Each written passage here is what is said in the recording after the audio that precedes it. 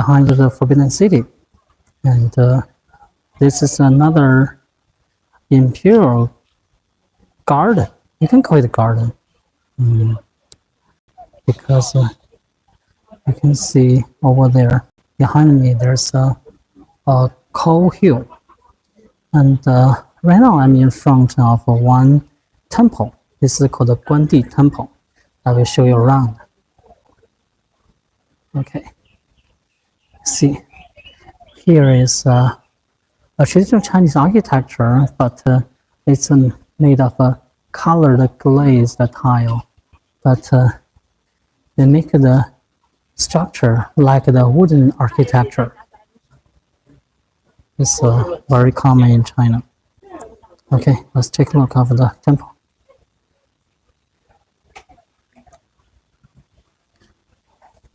In China, all over China, there's so many Guandi temple. Guandi, his name is Guan Yu. He was a general warrior over 1,000 years ago in China, because he is very loyal to his master. So after he passed away, people worship him as a god. Even in the imperial garden behind the Forbidden City, there's still one. Let's take a look. And you can see on the roof, there is a yellow glazed tile. Only the palace and the imperial building was allowed to use the yellow glazed tile. And also on the wooden structure, those paintings is the highest standard of the Chinese painting. I mean, architecture. They use it's called a Hexi color painting. They use a dragon pattern and gold plated. Let's go inside.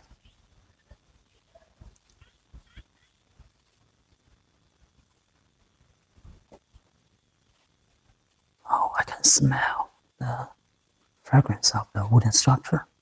And in front, that is a statue of Guan Yu. And his son is on the right, holding his seal. And one of his follower, general, his name is Zhou Cang, he's holding Guan Yu's big knife. And this is a Taoism temple.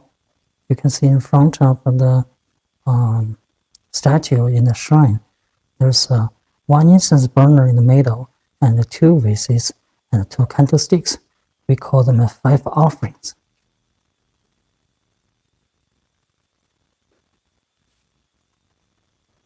And here is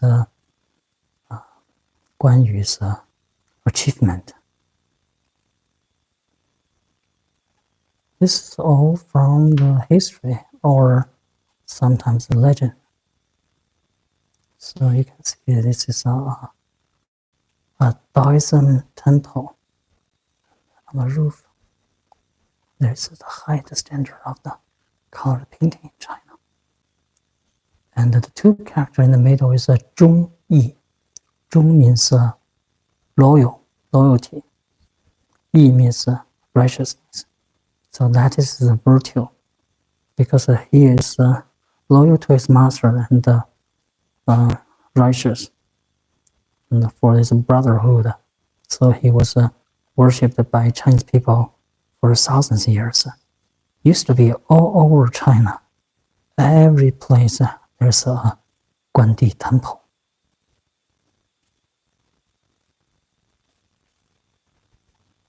Very peaceful.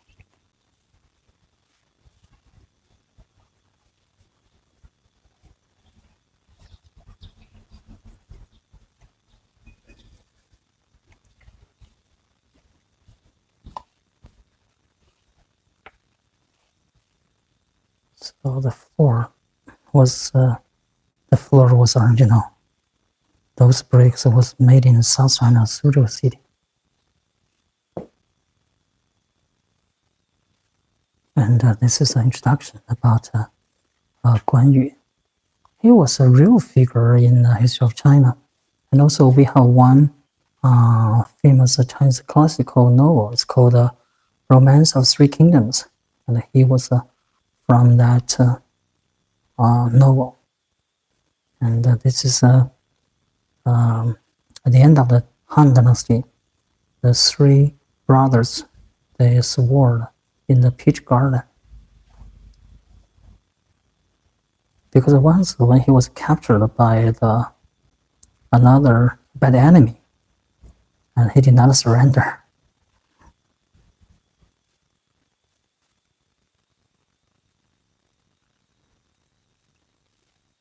And this is an old painting.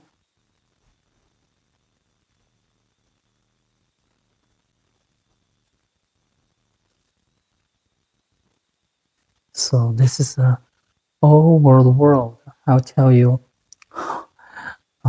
overseas in San Francisco, there's a one Guandi temple, that one there, and also in Tibet, in New York. This one's in New York. Mauritius, and Hong Kong, Australia, Taiwan, Yokohama in Japan, and Macau. So he was the spirit of Chinese people.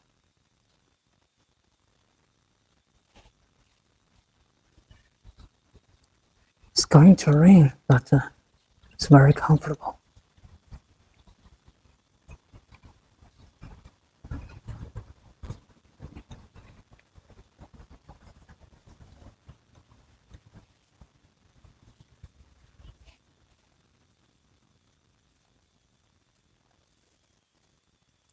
Okay, here you can see one old map of Beijing.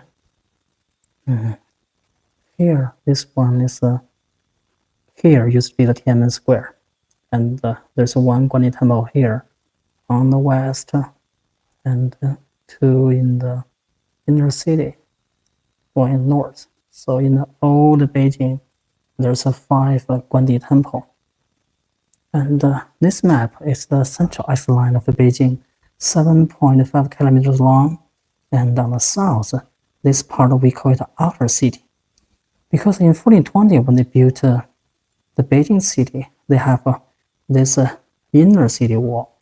In 1530, the emperor he expanded the wall on the south, because this is the temple of heaven, and they were on the south. They covered the southern part. They want to make another hole around the inner city, but they don't have enough money, the emperor. So he just gave it up. So southern part, we call the outer city, and the inner city, and this part is imperial city, and this is a forbidden city. So here's the forbidden city. This is the central axis line. This is the pose, dragon pose of Beijing. So the city was built according to this line. And here is this ancient floor map of this Coal Hill Park. Because Coal Hill is 1420, when they built the Forbidden City, they stored coal in this area. And also, the Mongolians, Kublai Khan, built the grand capital in this area. But later, when the Ming Dynasty, they knocked down the Mongolian palace. And 1420, when the capital was moved from Nanjing to Beijing, and they on the same site, a little bit further, 5 kilometers south, they built a new Beijing city. So they used the trash from the Mongolian palace and also the dirt when they built the dig the moat. They pile up, make it a man-made hill. So that is the coal hill behind. And also the emperor made this hill because they wanted to surprise the dragon pose of the Mongolians, and they would not come back from the north. And it's part of the feng shui. So you can see here. And this is the Forbidden City here. This is the moat of the Forbidden City. And here is there's a man-made hill. We call it the Coal Hill. And here is the temple of Guandi, Guangong. And he was very popular in China and worshipped by Chinese people because of his virtue. This is all his people's compromise. Sorry, the word is prize to him. Okay, let's go to another place where the Manchurian emperor worshipped their ancestors. We call them family temple. Today in Beijing is the spring, so there's a lot of peony flower blossom in this garden. Lots of local people come here to see the beautiful peony flower. So you can see over there, that is the man-made hill on the top. There's 5 pavilions. Today is a little bit hazy. I will see the time. If it's not rain, I will go up there and give you a panoramic view of the Forbidden City. You can see those beautiful peony flowers.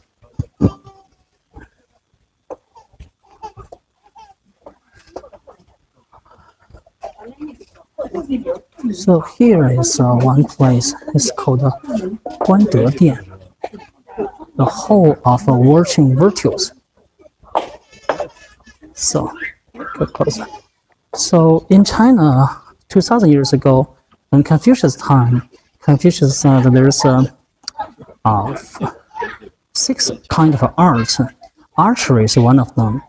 Guande is a watching virtues hall. That means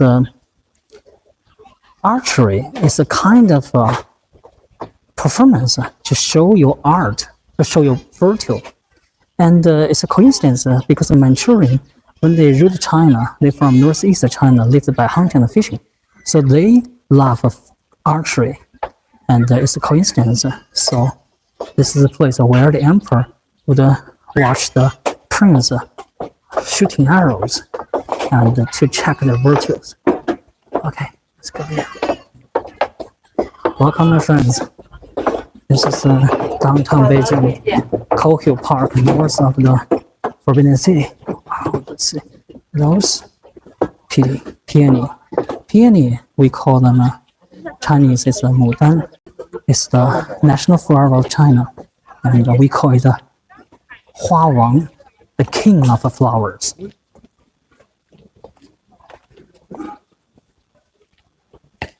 So today, Chinese people try to recall or revive our culture. So the Tsinghua University, they made research. So they try to reflect, I don't know the word, is imitate the 2,000 years archery ceremony. Because in the day, it doesn't matter, but here in this room, there's some exhibition of a painting of a Chinese artist. Let's take a look.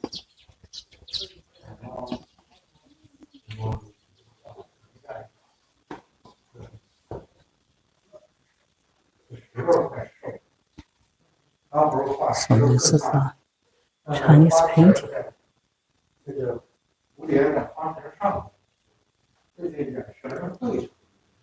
So that's an orchid and a butterfly. This is not the traditional Chinese painting.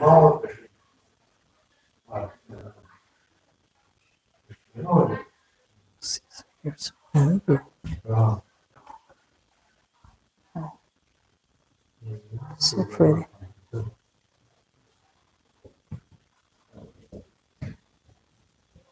Okay. So this is a place where the emperor watched the prince shooting arrows. And you can see the beautiful color painting on the wooden structure. We call it Hexi color painting. This is the same style as the color painting in the Forbidden City. Because here is the imperial place. Okay, let's go inside. We can experience the ancient Chinese architecture. Wow, I can can smell the fragrance of the wood. See the roof, all the ceiling. They restored the ceiling. You can see some old part and some. This is the contrast between the old one and the renovated one. This dragon emperor, dragon, same as the emperor, and also it's gold plated. Here's exhibition of the paintings. Oh, these are Chinese traditional Chinese painting. So we call it 写意. It's just you can understand it's abstract. So they just use the ink to express. This is the peony flower, just like the flower outside. And this is a plum.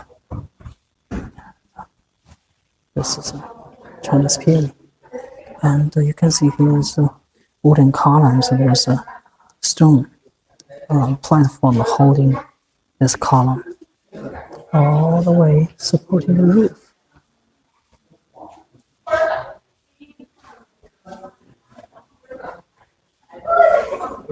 So this is also peony. Art is universal, like in music, dynamics, mysterious.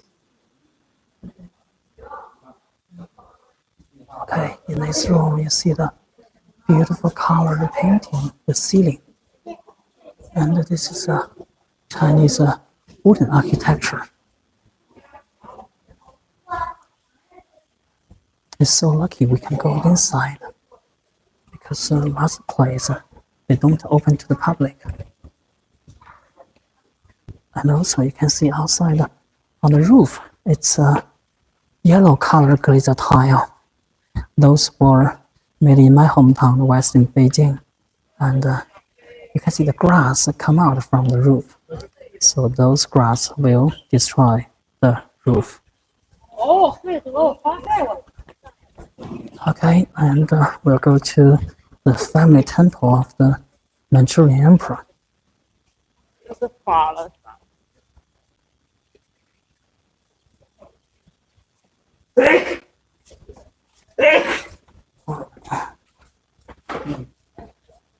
And here is a more the old unrestored part of the color painting.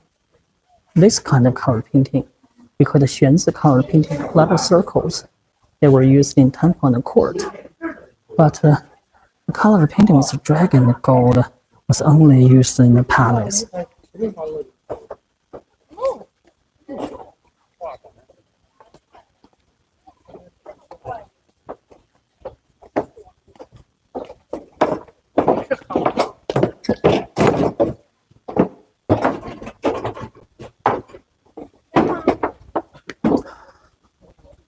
Okay, we'll go this way.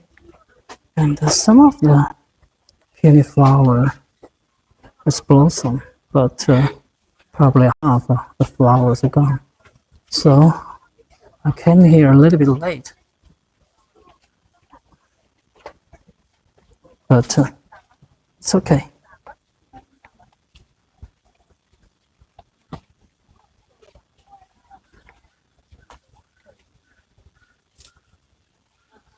So peony flower, Chinese people love them. We call them the flower of the king. I can smell the fragrance.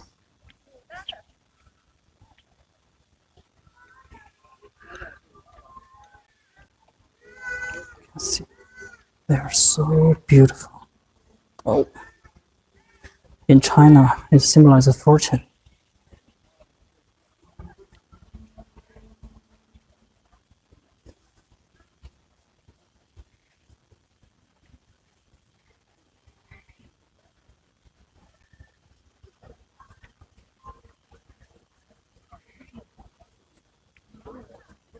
So you have to come here to see the flower closely. They're so beautiful. Okay, and the family temple of the Manchurian just in front. And I will take you there. show you some of the tradition of ancient China.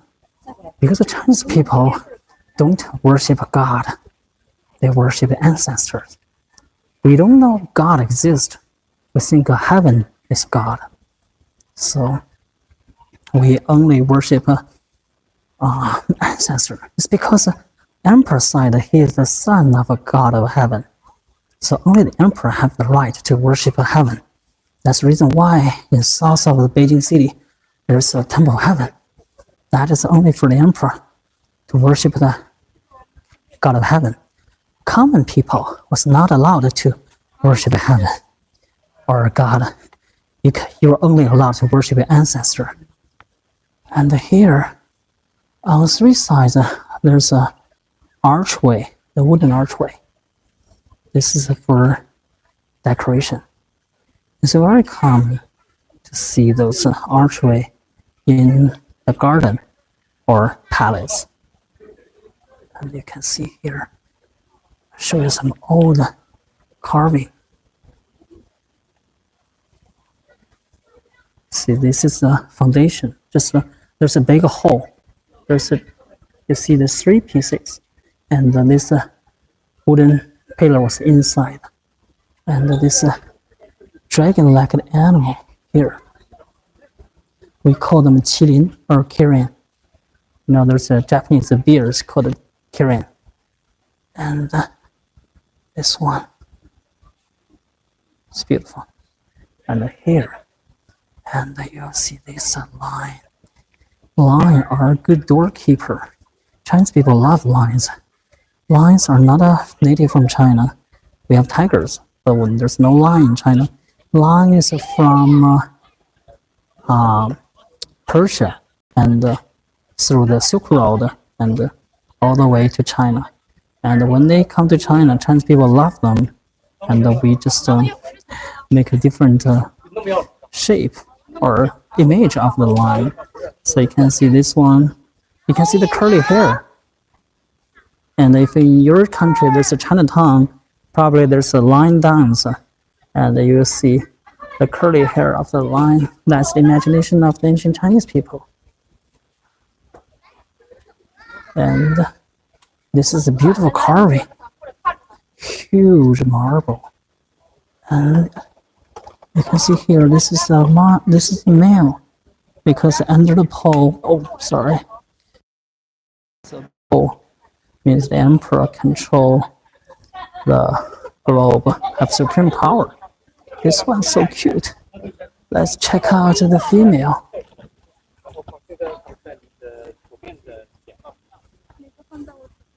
Okay.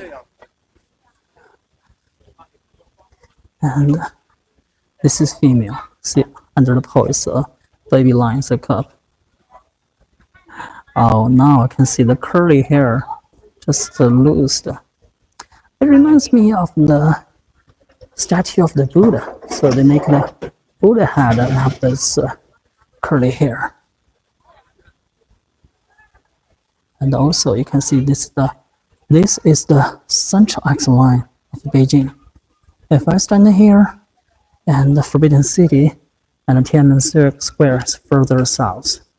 So this central axis line goes through all the way across the city. Okay, let's go. And also here, there's the doorknob. And this is also a symbol of the Chinese hierarchy. So only the emperor's palace on the door is 9 rows by 9 columns, 9 by 9. Because 9 is the biggest odd number. Only the emperor can use 9 by 9. And the prince is 7 by 7. And the hierarchy officials is 5 by 5. Common people is not allowed to use the doornail.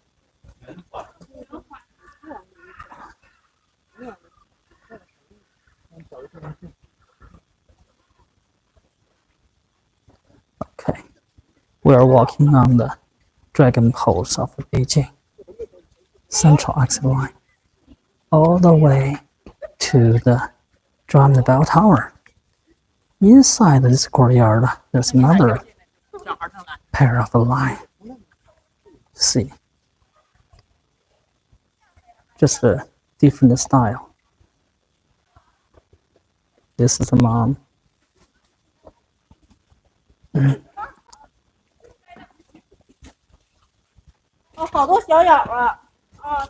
Lot of bugs.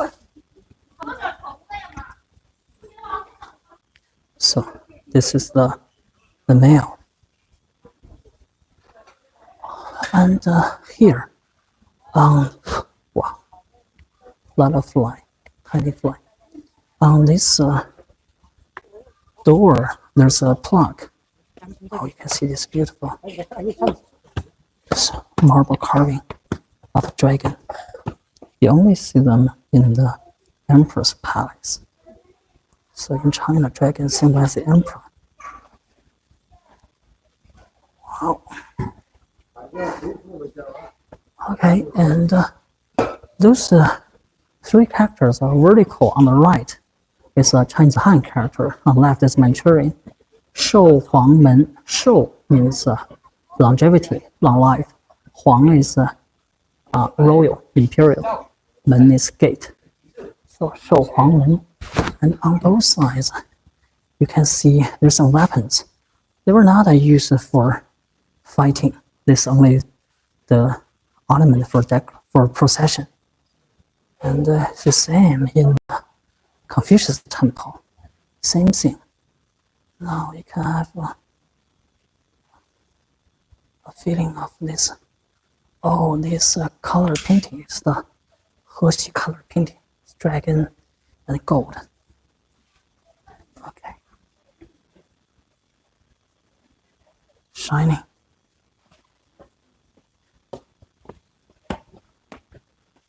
So, as I mentioned before, Chinese people emphasize we worship the ancestors, especially during the Chinese festival. We call it Qingming Festival. It's a time for Chinese people sweep the tomb of the deceased emperor, of deceased relatives. So it's just happened last month. This is one piece of marble stone carving of dragon.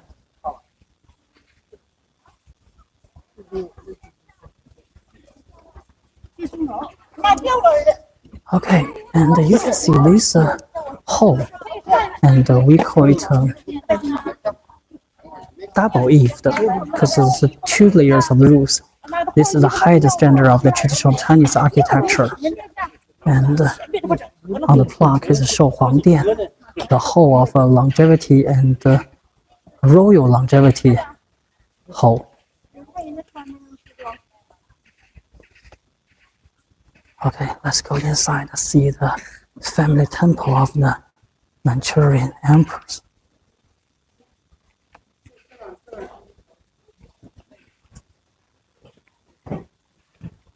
So they had the same firmament in their tomb.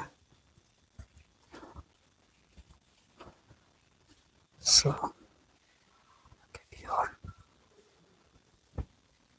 each shrine symbolizes one deceased emperor.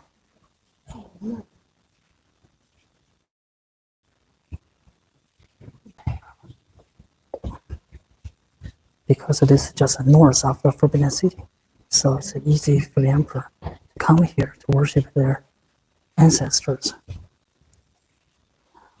Here is and this is their here. This is their ancestor, and this is one by one. This is the father, son, grandson, grandson, and the last one is here. This emperor was on the further right. He was the emperor before last emperor Puyi.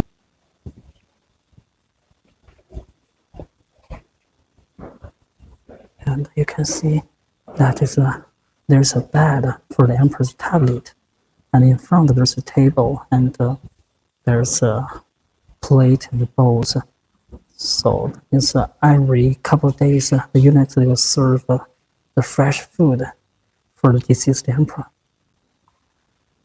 And here there's wardrobe that was carved of sandalwood. Original one.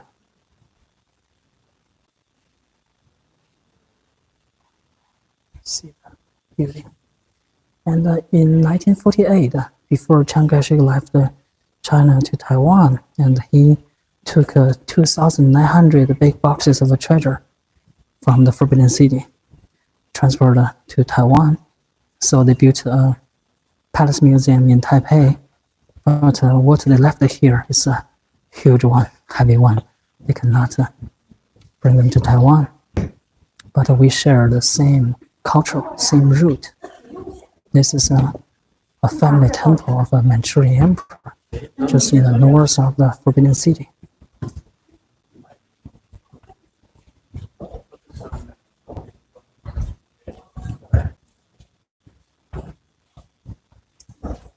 So there's several, even in the Yuanyuan Garden, there's a similar building for the same function.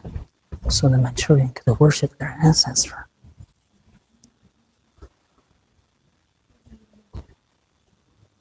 Okay, let's go out.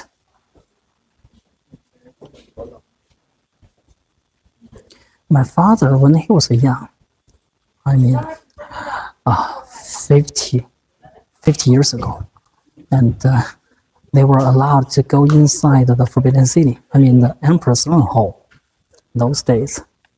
But today, so many people, and you can see there's a beautiful Chinese architecture. We call it a Ping Pavilion with a yellow glacier tile. I come here is because you can see.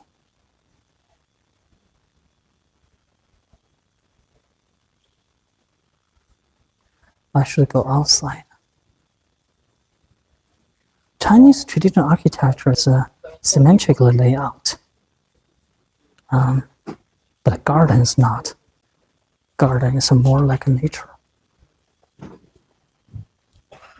Okay, I want to show you this view. And the deer is an incense burner. You can see here is the lid. They can open it and put the incense inside, and the smoke will come out from the deer.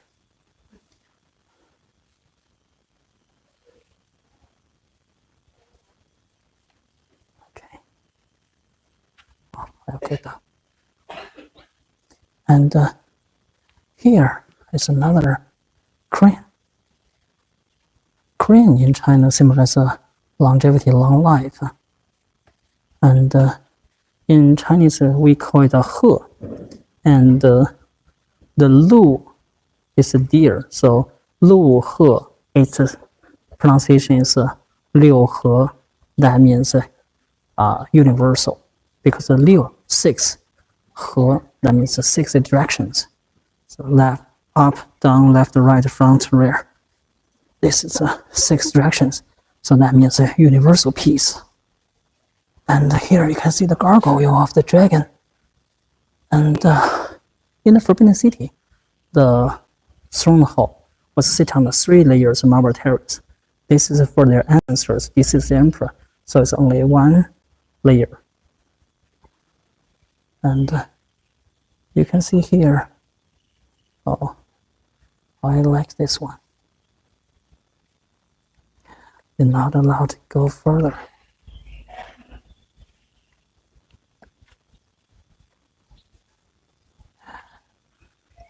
This is a nice view.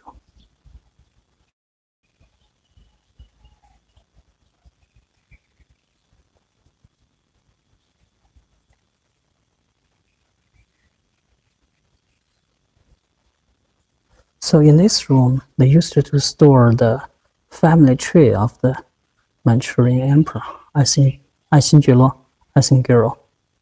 So the Manchurian family tree will be reversed every 10 years.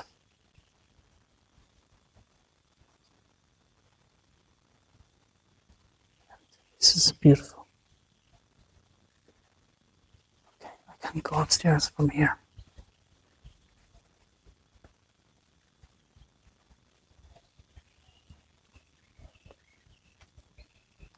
very peaceful. It looks like the stone hall in the Forbidden City, but it's not. But it can have the same style. I mean, the same feeling of the Forbidden City. Yellow roof, red wall and pillars, and the white marble, and less crowded.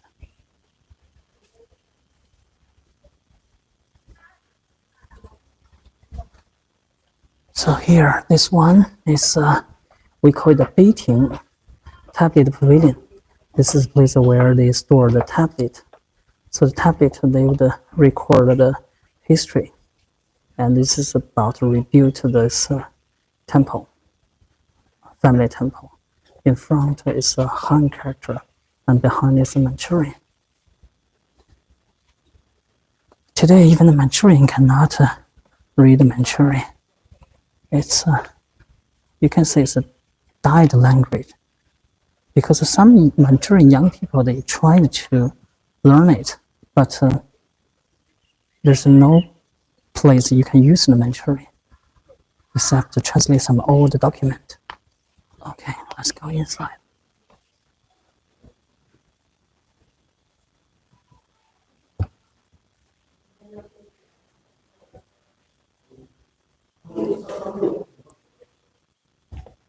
And this one is the color glazed dragon head. Normally it was on the roof of the ridge, holding a ridge, because the Chinese people believe this dragon can call the rain to prevent a fire.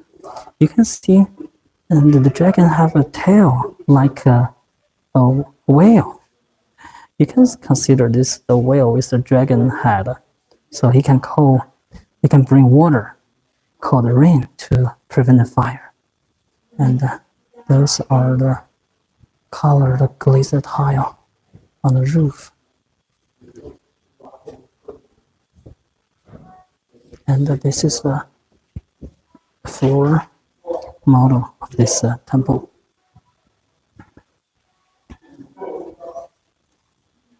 And this is the weapon for the ornament in the procession.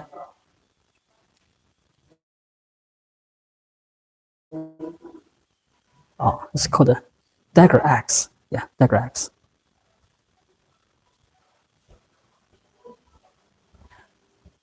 Here's some old plaque.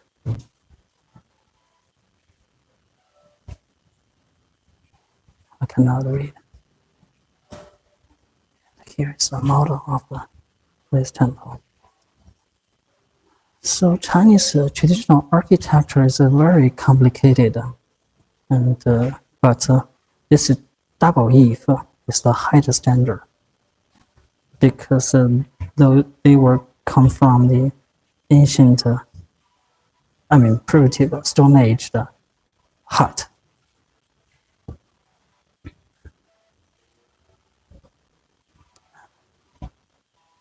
Oh, here is some gold and silver ingot. That was in 1983 when they renovated that main building. They found them on the roof. They were gold and silver ingot, and some. These are 5 grains. Some are rice and beans grains, and colored thread. Those were, we call them compression. I don't know the word. It's like maybe it's like the voodoo, just compress the evil spirits. And those are the animal statues on the roof, color glazed. And those are the replica of the emperor's document, record of this emperor's life. And this is the family tree of the Manchurian royals.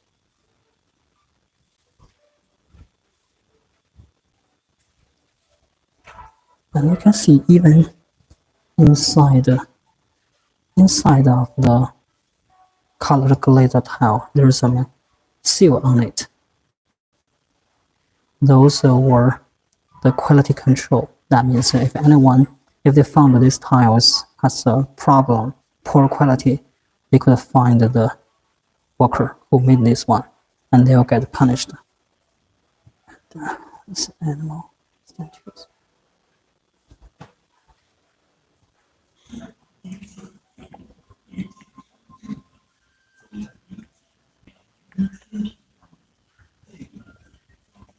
Okay, we'll go to the other side.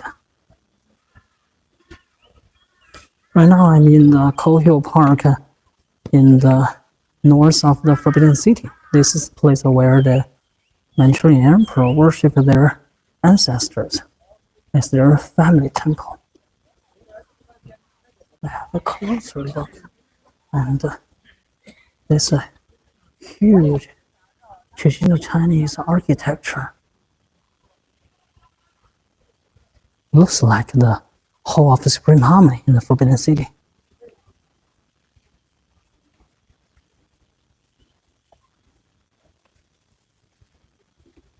This place was just opened to public about 10 years ago. Before, this is the Children's Palace. You can see the incense burner. And the dragon had a gargoyle. Here's the dragon.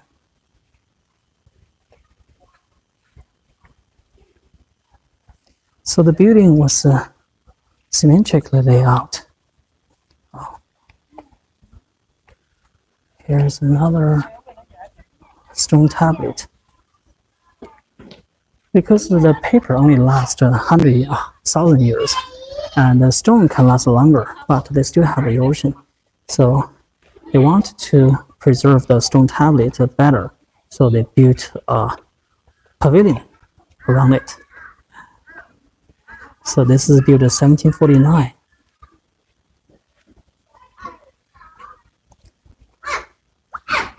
And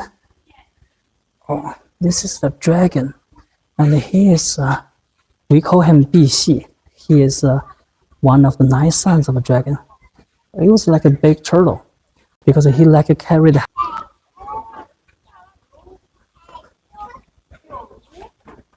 Okay, let's go inside.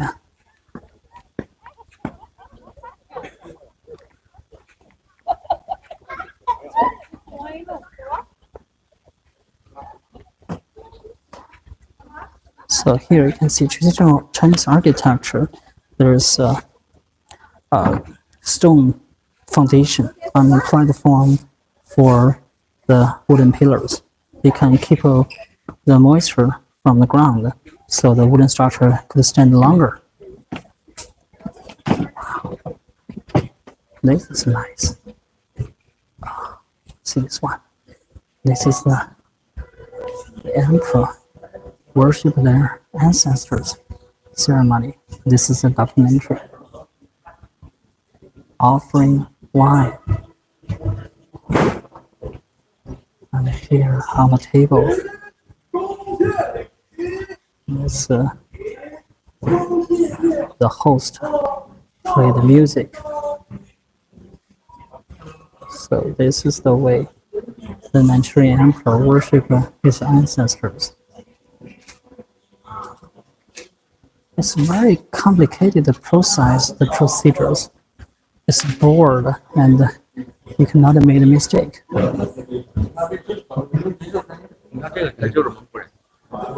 And this one, this emperor, he was the guy who lost the Opium War and fled away, and that's his son. And on the right is the empress. Emperor is the head of the country, and the empress is the head of the inner court for all the concubines.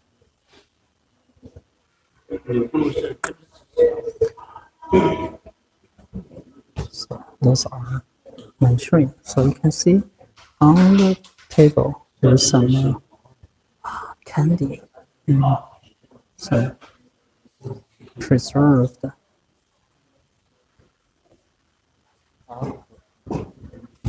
And this section is the music instrument they use to play the music. You can see the drum and the guzheng. And this one is the guqin zither. This is the most beautiful music instrument in China.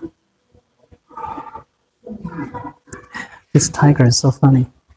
And these two music instruments, that was one was for the beginning, one was the end.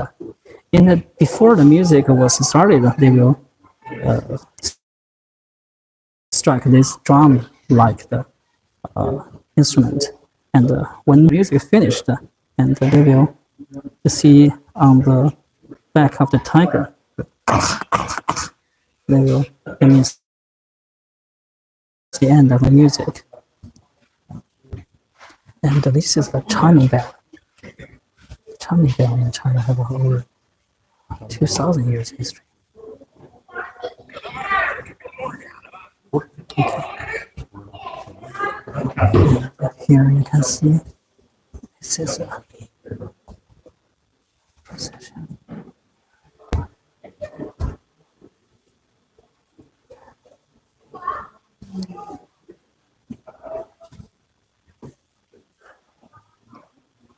So these are the instruments.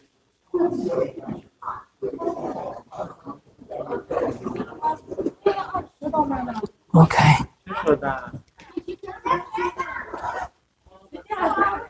I'm done here. Oh, this one. This one is important. Okay, and I will take a break and have some water. And okay, have a rest.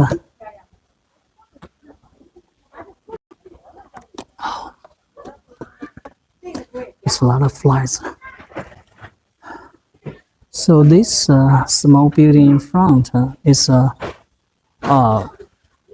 burner. That means when there's a ceremony, when the emperor worship the ancestors, they will offer not only the wine and food, but also some, you can consider the paper money.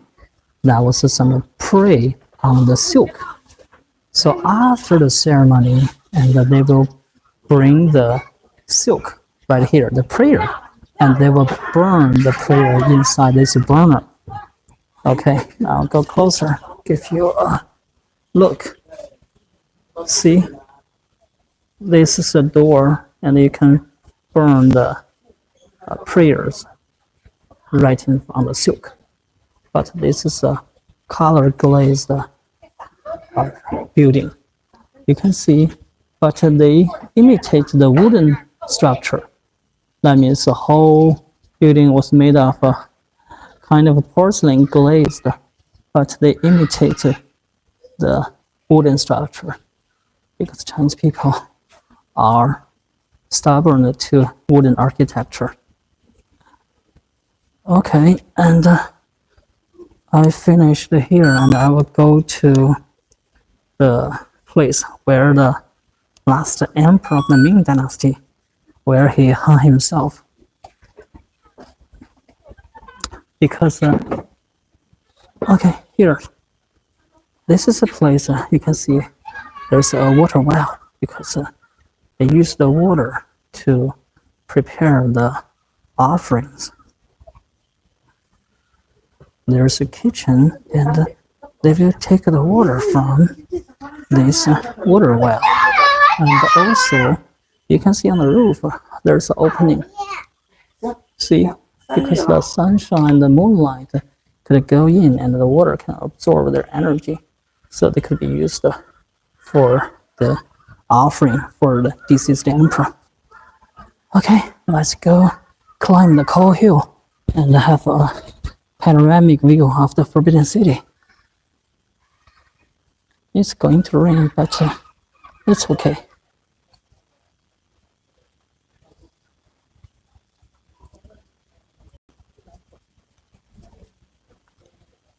And even here on the door is also color glaze tile, imitate a wooden structure. Okay, so you can see in the middle, this door in the middle is only used by the emperor, and one was for the prince, the other one was for the hierarchical officials. This is the ancient Chinese hierarchy. Okay, we'll take the way on the left to see where the last emperor of the Ming Dynasty on the tree he hung himself, and I will tell you the story because I would say Han people, we are the Han. We think the Manchurian, when they ruled China from 1644 to 1911, they were not good rulers, and they didn't care about the people. They only care about the Manchurian themselves. So today, Manchurian, even themselves, I know a couple of Manchurians, they feel ashamed because they have a lot of pressure from the Chinese Han people. So sometimes they even are afraid to tell they were Manchurian. But today, you cannot tell differences between Han and Manchurian. So Han people think the Manchurian, they were not a good ruler. That's the reason why Dr. Sun Yat-sen, and when he launched a revolution, he wanted to get rid of the Manchurian and let the Han people to rule China. But Republic of China only lasted a dozen years, from 1911 to 1948. It didn't last long. So, but the Manchurian didn't get the power from the Han people. It was in 1644, the end of the Ming Dynasty. There's a peasant uprising. The dynasty is collapsing. So there's a peasant uprising. The rebellers attacked the Forbidden City, and the emperor hung himself. And later, one general, Han general, he guarded the Great Wall on northeast. He opened the door so the Manchurian came in, and Manchurian took over China. They become the ruler. But they still preserved the Ming Dynasty, the tomb, the emperor's tomb. So they try to use that to convince the Han people. But those days, Chinese people think all Manchurians, they are not good. As long as you get rid of them from the power, as long as the Han people control the power, it will be okay. But it's not. And after Dr. Sun Yat-sen launched the revolution, and he's not powerful enough to take over China, the Qing court still control northern China. So later, he made a compromise with the general Yuan Shikai. He is the hierarchical official general in the court of Qing. And as long as he can convince the last emperor Puyi abdicate, he can become the first president of the Republic of China. And Yuan Shikai did that. But later, he was not satisfied with the president. Because president, there's election. 4 or 5 years, it doesn't matter, and you will leave the chair. So later, he proclaimed the emperor again, and later Dr. Sun Yat-sen had a second revolution. So it doesn't matter it's a Mongolian or Manchurian or Han. As long as you take care of your people, you are a good ruler. If you only care about yourself and your own people, and the dynasty will collapse anyway.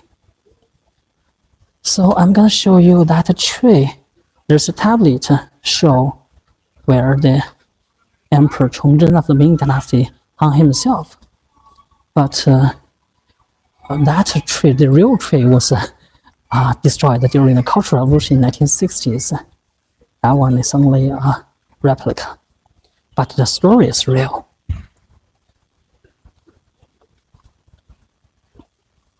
Today is a little bit hazy. It's not a blue sky, but you don't really see the skyline of Beijing, so you don't see the skyscrapers. You can still feel you are in the ancient capital.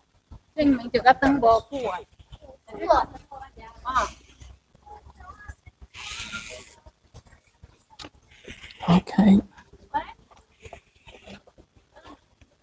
Yeah, it's getting better. More and more overseas tourists come to Beijing. That's a good thing now. But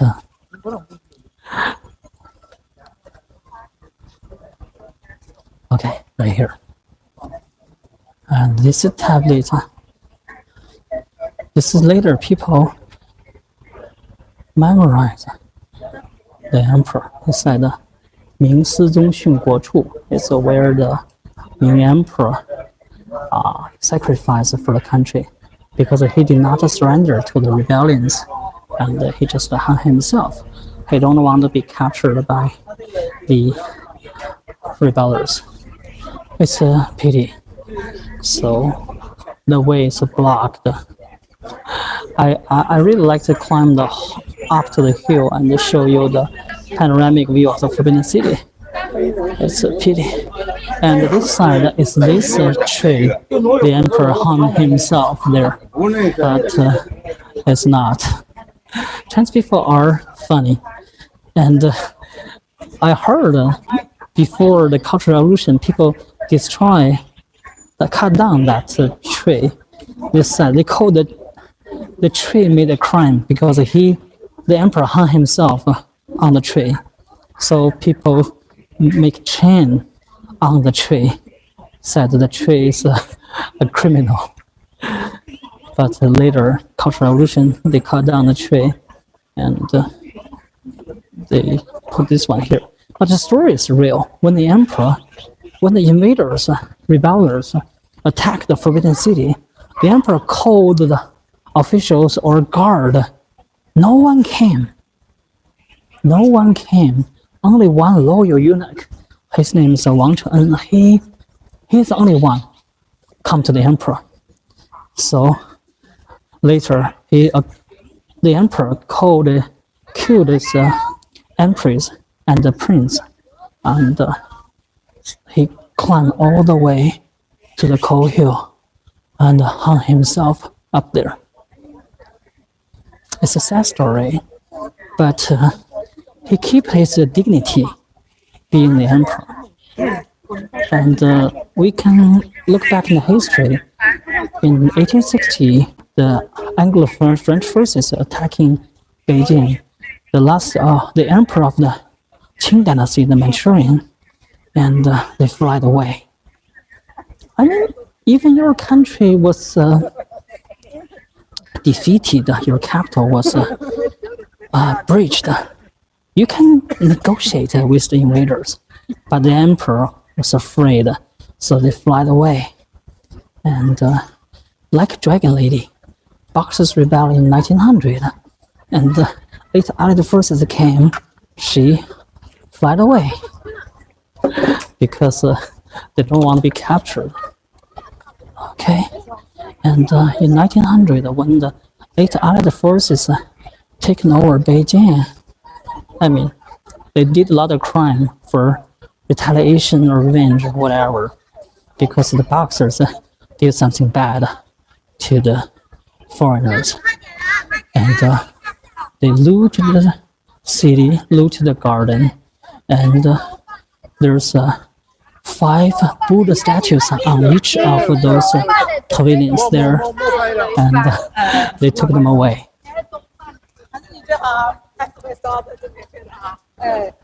So, in the human history, the war never stopped. Even today, even this moment. So, peace is really cherished. We should treasure peace. Okay. I'll show you here.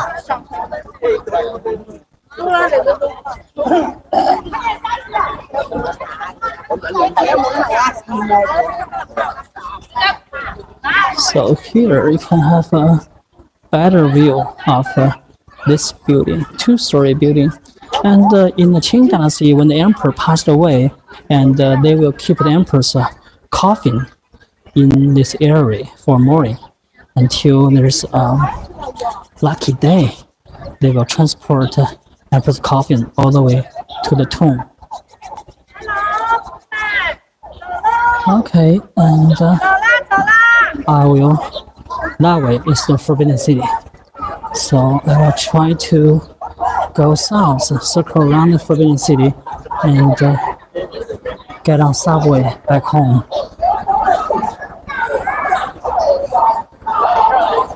So this is the hottest spot in Beijing. Because if you cannot get a reservation, you cannot go inside. It's really, really bad. Just, Forbidden City is forbidden. That's North Gate. Okay.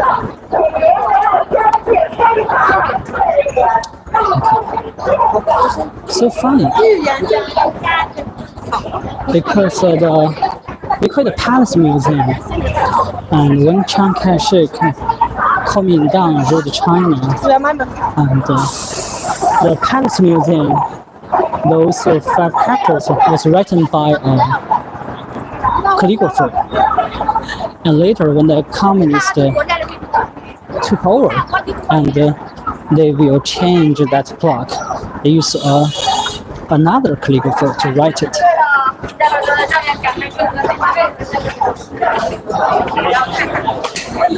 Can you imagine? Everything's back to normal. There used to be no limit of tourists to visit the Forbidden City, but they have there's a huge traffic, especially the Chinese tourism season. We call them Golden Weeks, national holiday, Chinese New Year holiday, and it's so crowded. But later, and there's a reservation system, and it's only allowed 80,000 tourists go inside the Forbidden City. And during the pandemic, they reduced it to 20,000 tourists, visitors a day. Even pandemic was gone, the number was raised to 30,000. That's the reason why it's really hard to get a ticket. It's not expensive, 60 yuan high season, but you just can't get it. Okay, I'm gonna walk all the way around the Forbidden City. Okay, that's a better way. You have a better look. This is my favorite place in Beijing. Built in 1420, and finished in 1420. Started built in 1404, 1406. 14 years to build this palace. And this is a replica of the palace in Nanjing, but much bigger, and 50-meter wide moat. Wow, there's a koi. Yeah, I found the koi. And in the Qing dynasty, they even plant lotus in this area. So sometimes they can North Gate of the Forbidden City. Okay, I'm gonna walk along the moat and go to the southern part and find my way home. Okay, you guys have any questions, just feel free to ask me.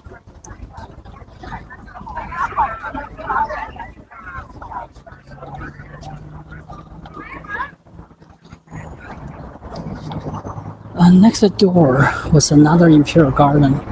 I was dreaming over there in the morning, 2 hours.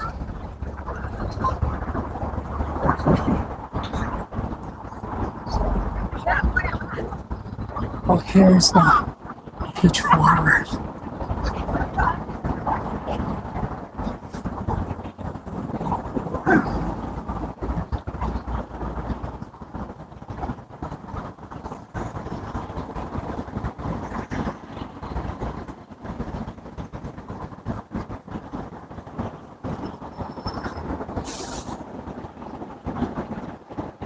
Okay, I'm speechless. Okay, tell you something about the Forbidden City. It covers the area of 72 hectares, huge one, and divided into two parts, the front court and inner court. Front court is the office area for the emperor. Inner court is the living quarter of the emperor. Today, there's about 150,000 pieces of treasure inside the Forbidden City. We also call it a Palace Museum. This is the biggest and the best preserved palace in the world. Okay, that's the watchtower. When we get to the watchtower, and I will tell you a story about the watchtower.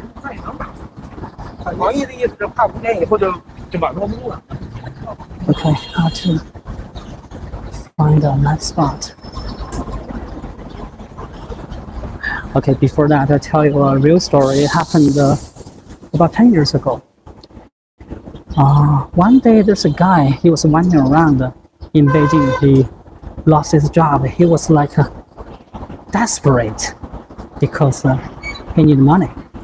And he went inside. He heard that there's a lot of valuable treasures in the Forbidden City. And those days, there's one exhibition. It's a museum from Hong Kong.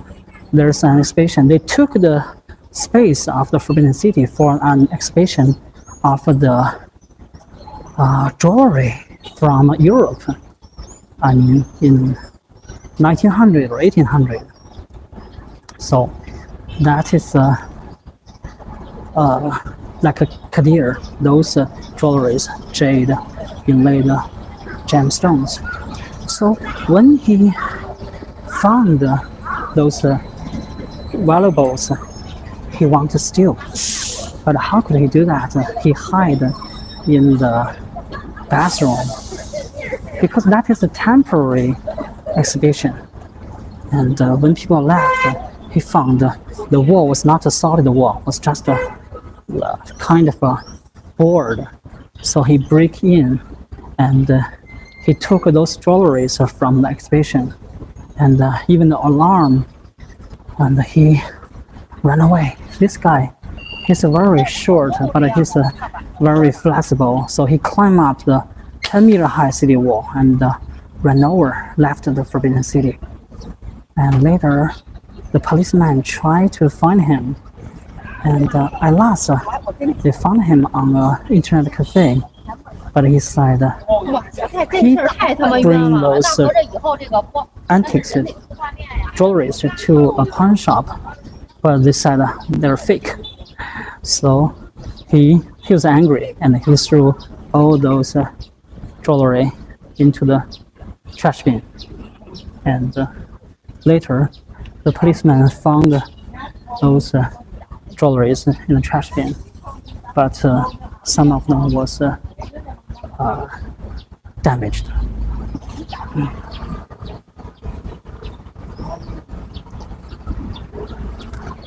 Okay, I will sit down here for a moment.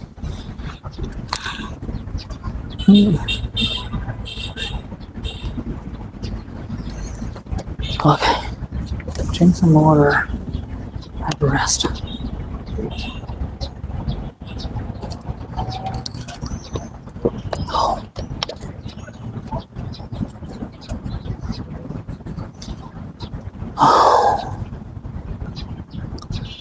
It's a whole day. Okay, I'm gonna tell you the story about this watchtower.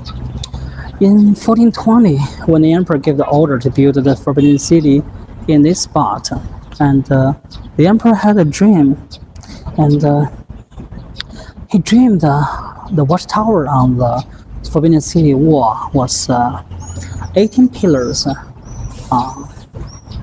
72 ridges, and he just dreamed of it. And when he awake, he asked the designer. He said he wants the watchtower in that way, and they give the order to the workers, and the workers figure out, no way, you cannot build a watchtower like the emperor's description. And but the emperor only gave them 10 days. If they cannot make this watchtower, they will all be executed. So 3 days left. There's one carpenter. He was very sad, so he just go to a local market nearby, and he found there's an old man. He was selling the cricket. The cricket was in the cage, and he said anyway 3 days later they will all die. He just bought the cricket with the cage, and he bring back this cage to his fellow workers, and the people realized that cage was in the shape of the emperor's description. 18 pillars, 72 ridge, 72 crossbeams, and 36 crossbeam and 72 ridges was just like this tower. So later, those carpenters they made this watchtower, and they survived. And his side, this old man selling cricket is the ancestor of the carpenters in China. His name is Lu Ban, and they said he know the carpenters are in trouble, so he was immortal. So he became an old man and selling the cricket to the carpenters and help them save their life. That's our ancient story. Okay, I'll keep going.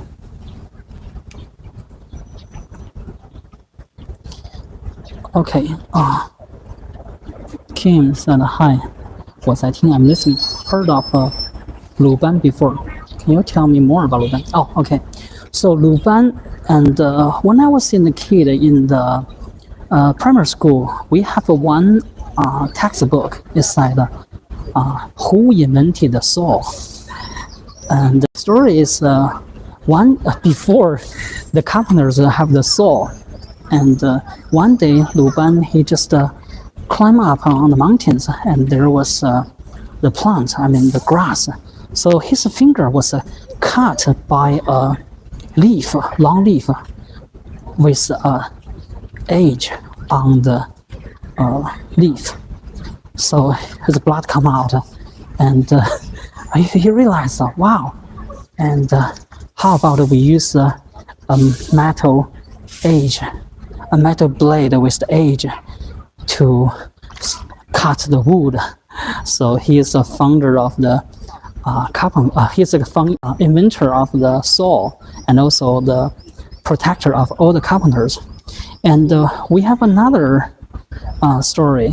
It is like in Hebei province, south of Beijing. There's one bridge. It's called Zhaozhou Bridge. Okay, I'll say that. And so that bridge was also hard to build because it's a single arch stone bridge, and it's also local governor gave order to the carpenters, asked them to finish a bridge like that, and they cannot do that. They cannot move the bridge. They cannot move the stone. So later, Lu Ban know his descendants, the carpenters, are in trouble. So he came and helped the people to build the bridge. Okay, and also in China, there's a book. I bought that book. It was in the traditional Chinese. It was a photograph of an old book, and it's called Lu Ban Jing, the scripture of Lu Ban. And you can consider it as a Bible of carpenters. And not only the funny thing about that book is not only the technique of being a carpenter, it is there is some voodoo in that book, scripture. And okay, I'll tell you a story. And in the old day, when people build a Chinese architecture, or I mean a house, like the quadrangle, they would invite the carpenters to help to build the house. And the most important day is we can also call it a ceremony, is they install the main crossbeam. That day is the most important day. And those days, and they have a ceremony, worship God or Luban, and ask him to protect the honor. And I heard the story is one day when there's a ceremony, a lot of people come and gathered around to see the ceremony. And the carpenter side, if anyone who is pregnant, please leave.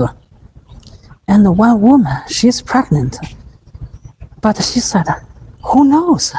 If I stay here, who will know I'm pregnant? Because the pregnant woman was considered unclean. It's not good for a ceremony. But the carpenter know that pregnant woman didn't leave. So he just used his axe to chop the main crossbeam. So later, when that woman delivered the baby had a hair lip, because the carpenter, he chopped the wood. So those are just the stories. And in the old day, you cannot, so the carpenter was also respected like a doctor, because they help you build your house.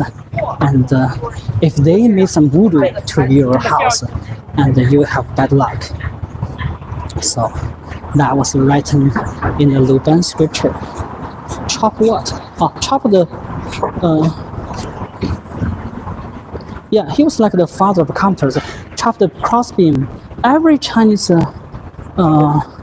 wooden structure, there's one main crossbeam that was holding the roof. So he chopped that crossbeam.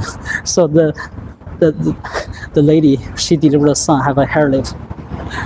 Those were just stories. Maybe superstitious is in China. I will tell you one true story. That was one day when I went to a lecture. That lecture was given by the Forbidden City about ancient Chinese wooden architecture. There's one scholar, he was from Beijing University, and he said he leading his students to go to Shanxi province in China to survey of some of the ancient Chinese buildings. Those new young generation of Chinese, I mean, they're not superstitious like the older people, but they really had a bad luck. Car broke and the people get hurt, so they think they really had a bad luck.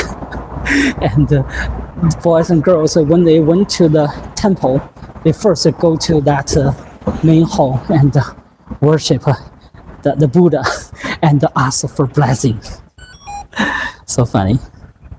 Okay, on the right you can see there's one temple. This Buddhism temple was not open to the public. It's almost nothing left, because during the Cultural Revolution 10 years, lots of those temples were destroyed, nothing left. But this place used to be where the eunuchs stayed. And in the Forbidden City, in the Ming and Qing dynasty, there's a lot of eunuchs that serve the royal family. And when they are getting old,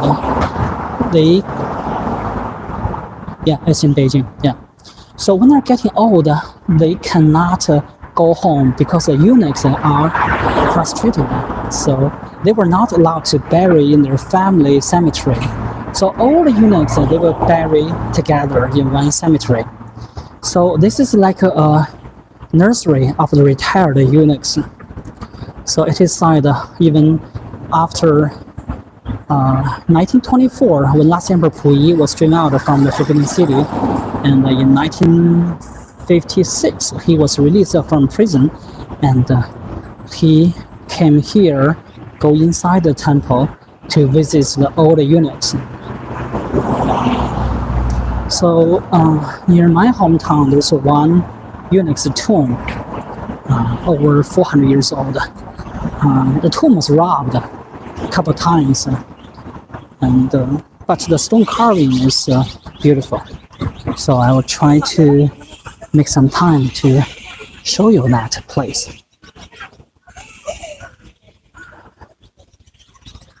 Okay, now I'm hiding south,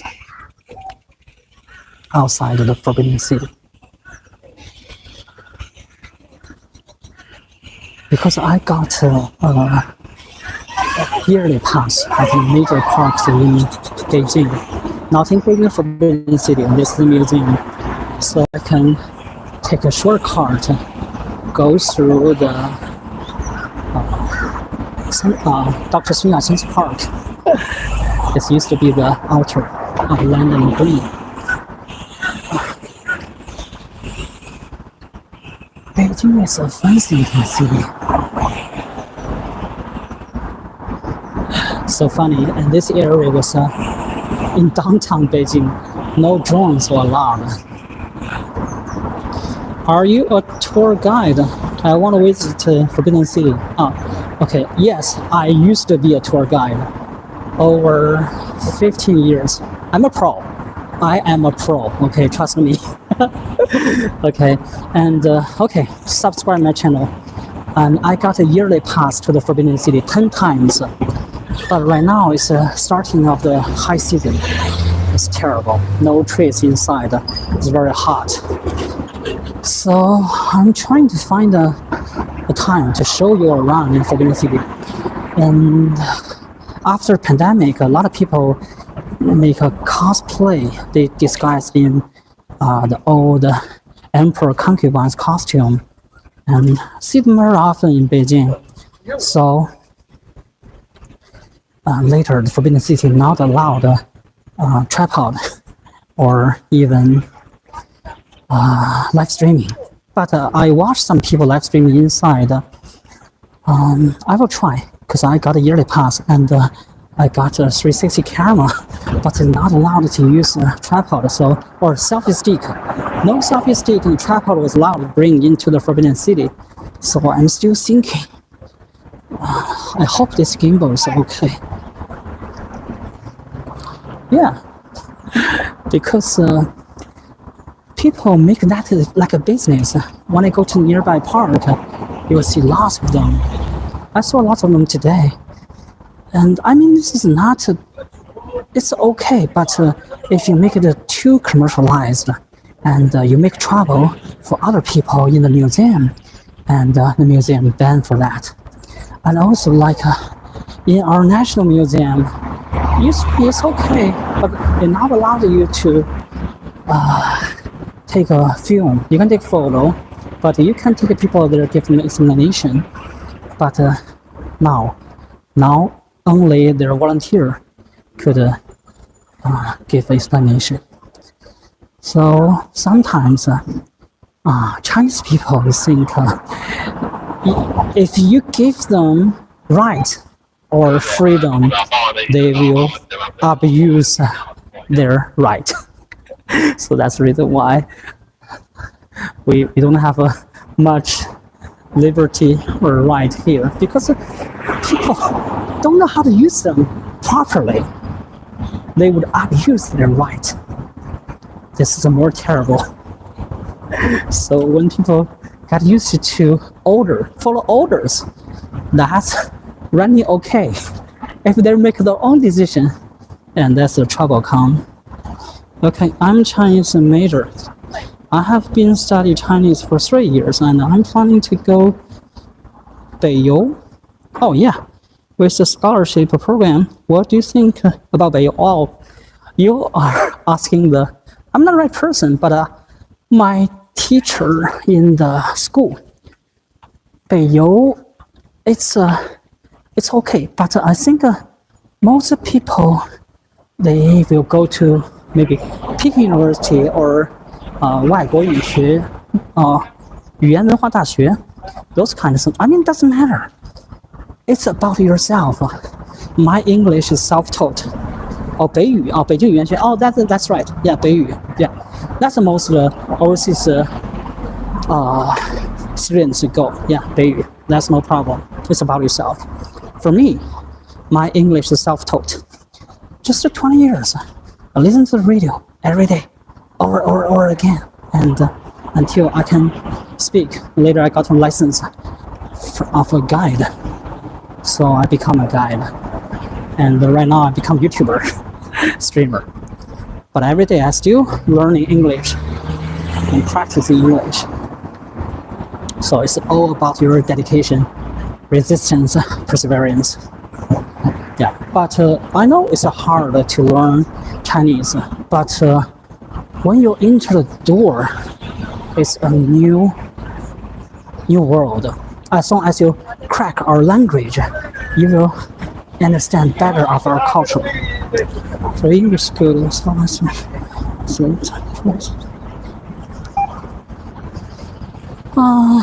because I think it's a hobby. I think I have a gift of language. So I don't feel stressed when I learn English. Even sometimes I feel bored. But when you learn English, you can communicate with the foreigners. And all my effort worth it.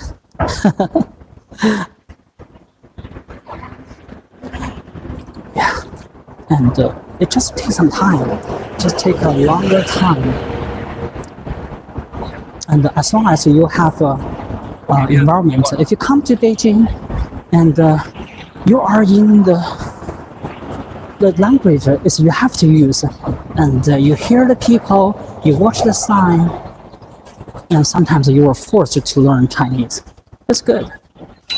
And because I'm also trying to teach Chinese live streaming. I made some video about the Chinese characters, and I think they are popular. Some of them are popular and still recommended by YouTube algorithm every day, but it's really consume a lot of my energy and brain cell. I really feel stressed. Yeah. 我的微信是安磊002 ANLEI 002 or you can send me an email or I will email that back because I'm not sure if I can get my email address is okay, this is a test for your Chinese. 14499 No, I'm trying to 1449944499467 Yeah, 144994467 qq.com 144994467 qq.com and you can send me email and I will send you back my WeChat. Oh, yeah, I'm still in the outside the Forbidden City. My email is you can find my YouTube channel. It's on my YouTube channel, my email address. Okay, you gotta see some concubines coming toward this way. Younger people, younger generation, more express themselves. This is very common. Welcome, Bukati. And this is the west gate of the Forbidden City Tower. It's the first archive of China. There's over 100,000 pieces of documents of the Qing dynasty inside. And this is the west gate. It's the military officials will go into the Forbidden City through this door. And see what shows from the other side, the Easter Gate. Okay.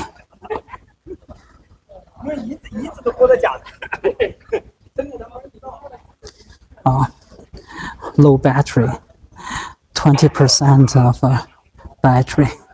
That means this streaming will be finished, forced to be finished maybe 20 minutes later. Okay. I will keep going, streaming as long as the battery can go. So here's another southwestern corner of the Forbidden City. There's another watchtower.